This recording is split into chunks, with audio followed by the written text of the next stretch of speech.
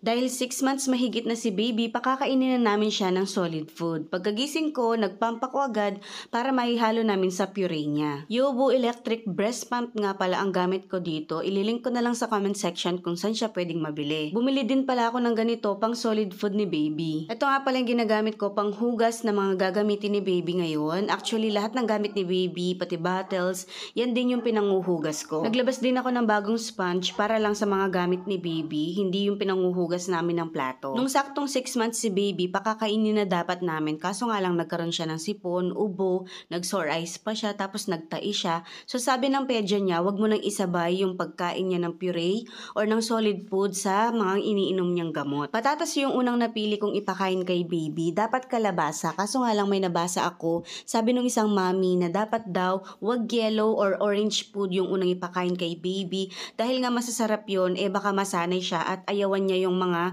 matatabang na pagkain. Ini-steam ko lang yung pagkain niya. Sabi kasi nila wag daw pakuluin. So meron naman akong steamer dito. Actually dalawa ito, dalawang sterilizer ito. So ini-steam ko lang siya gamit yung dati kong sterilizer. Tapos bumili din pala ako ng masher na ganito. Napakamura nito. Nasa 40 pesos lang. Kung wala kayong blender, actually mas madali ito since malambot naman yung patatas. Sobrang dali niyang gamitin. Good for 3 days yung ginawa kong puree ni baby. Kaya nagtago ako ng pang 2 araw. Nilagyan ko na din nung breast milk yung kanyang kakainin today. Actually, yung mister ko yung unang magpapakain sa kanya.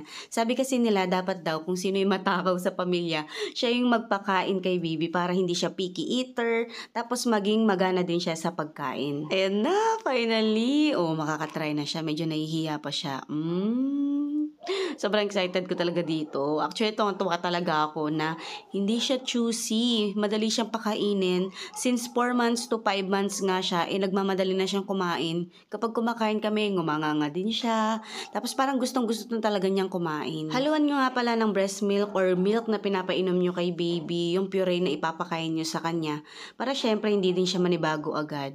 As you can see, gustong-gusto talaga ni baby. Kasi excited na nga ako na pakainin talaga siya. Kasi nga nangaagaw siya ng pagkain, yung mga kutsara namin, o kaya yung iniinom namin, inaagaw niya. Kaya alam kong ready na talaga siyang kumain. At saka, meron din mga signs para malaman kung ready na bang kumain si baby. Tulad na lamang yung nabubuhat na niya yung ulo niya, nakakadapa na siya, or nakakaupo na siya na merong support. Yon, sabi nila, yun daw yung mga signs. At madami pang iba actually. Pwede nyo i-search kung ano-ano yung mga yon. Kita nyo ba, nagmamadali pa siya. Gusto niya na isubo agad kahit na meron pang laman yung bibig niya. Sabi ko kay Mr. pa konti-konti lang since natatakot nga ako baka mabulunan siya. Tignan nyo, nagagag siya. Parang yung nasusuka na naduduwal kaya natatakot ako. Pero sabi nila normal naman yun kapag pinapakain si baby. Sinabay ko na din yung pag-inom niya ulit ng vitamins. Ito nga pala yung mga vitamins na nirecommend ng pedya niya. Pinahiga ko muna sa stroller. Mas madali kasi siyang painom ng vitamins or ng gamot pag nandito siya. Nakita niyo ba yung reaction niya? Nagagalit siya pag ganun. Ayan yung itsura niya. Yung parang baho-baho. Ayan, ang cute. So, ayan, mas madali kasi siyang painumin pag nandyan siya. Tapos, ang gagawin ko, ibibigay ko sa kanya yung dropper para paglaruan niya. Natuwa ako sa experience namin ng unang pagpapakain ng solid food kay baby. Excited ako ulit na alamin kung ano pa yung mga pwedeng kainin ni baby na solid food or puree next time.